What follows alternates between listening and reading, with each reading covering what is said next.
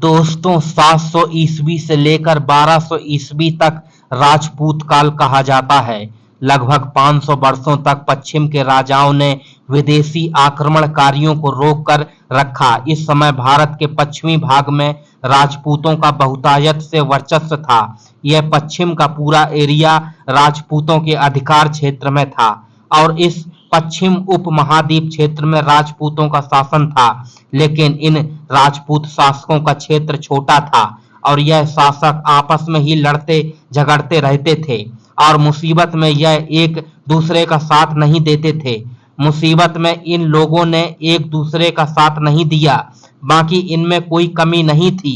यह राजपूत शासक बहादुर थे, ईमानदार थे और अपने उसूलों पर चलते थे। सब कुछ इनका ठीक था, लेकिन अगर एक राजपूत पर हमला होता था तो दूसरा राजपूत शासक उसकी सहायता नहीं करता था।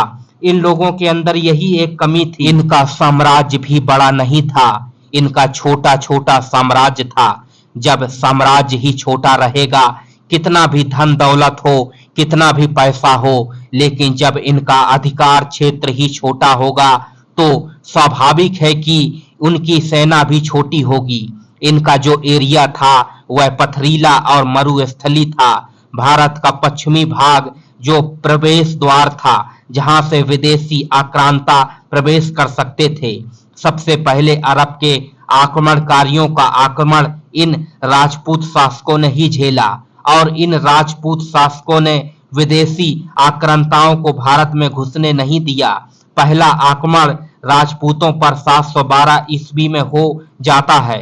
मोहम्मद बिन कासिम के द्वारा मोहम्मद बिन कासिम ने सिंधु पर विजय प्राप्त की। 1712 ईस्वी में सिंध क्षेत्र को जीत लिया, जो भारत में मुस्लिम शासन की शुरुआत थी।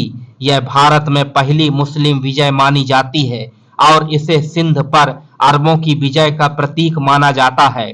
मोहम्मद बिन कासिम ने सिंध प्रांत पर कब्जा कर लिया। सिंध नदी के साथ लगे सिंध और पंजाब क्षेत्र पर कब्जा कर लिया, जिसका राजा दाहिर था। दाहिर को राइन के युद्ध में मारकर मोहम्मद बिन कासिम ने भारत में शुरुआती मुस्लिम शासन की नींव रखी। आपको यह जानकर आश्चर्य होगा कि मोहम्मद बिन कासिम की उम्र मात्र 17 वर्ष थी जब उसने भारत पर आक्रमण किया। दुर्भाग्य देखो, इस देश की मात्र 17 साल का लड़का घोड़े पर सवार होकर अरब पार करता है, इराक पार करता है, ईरान पार करता है, आधा पाकिस्तान पार करता है और तत्कालीन भारत पर आकर आक्रमण करता है और यहाँ के राजा को हराकर जजिया कर लगाकर लौट जाता है। सोचने वाली बात है कि 17 साल के लड़के के सही से दाढ़ी मूछ भी नहीं आती है। जरा सोचो, मात्र 17 साल के लड़के ने सिंध प्रांत पर अपना अधिकार कर लिया। उस समय भारत के इन राज्यों की स्थिति कितनी दयनीय रही होगी, याद कीजिए। अगर उस समय कनिष्क, हर्षवर्धन, चंद्रगुप्त, समुद्रगुप्त, अशोक, पुष्पमित्र सिंह आदि जैसे राजा होते तो मोहम्मद बिन कासिम जैसे आक्रांताओं की क्या स्थिति होती। लेकिन दुर्भाग्य, इस देश का 17 साल का युवा भारत में जजिया कर लगाकर चला गया। इससे भी बड़ी दुर्भाग्य यह रहा कि यहाँ के राजाओं ने जजिया कर दिया, जबकि मोहम्मद बिन कासिम अरब लौट गया था। लेकिन बाकी राजपूत राजाओं ने मुस्लिम शासकों को सिंध प्रांत से आगे नहीं घुसने दिया। राजपूत काल का विकास लगभग 500 वर्षों तक रहा। भारत के पश्चिमी उपमहाद्वीप के राजाओं ने विदेशी आक्रमणकारियों को भारत में घुसने नहीं दिया। 700 ईस्वी से लेकर 1152 ईस्वी तक लगभग 500 वर्षों तक भारत के पश्चिमी राजाओं ने इन विदेशी आक्रमणकारियों को रोक कर रखा तथा एक भी विदेशी आक्रमणकारी को भारत में घुसने नहीं दिया।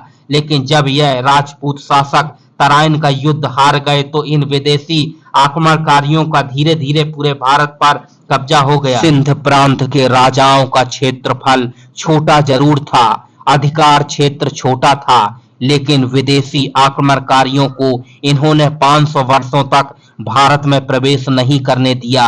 इन्होंने बड़ा बलिदान दिया। इनके हारते ही पूरे भारत में मुगलों का शासन हो गया। तराइन का युद्ध हारने का एक मुख्य कारण यह भी था कि राजपूत की सेना कम थी और युद्धों के कारण काफी सेना मारी गई। तो इनकी संख्या और कम हो गई।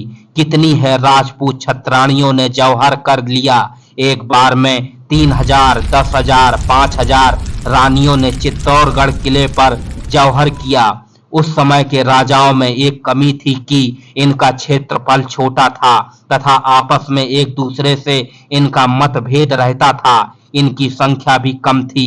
इस कारण मुस्लिम आक्रांताओं को भारत में कब्जा करने का मौका मिल गया और पूरे भारत में मुगलों का शासन हो गया। दोस्तों, यह रोचक जानकारी आपको कैसी लगी कमेंट करके जरूर बताएं और हमारे चैनल को सब्सक्राइब अवश्य कर देना।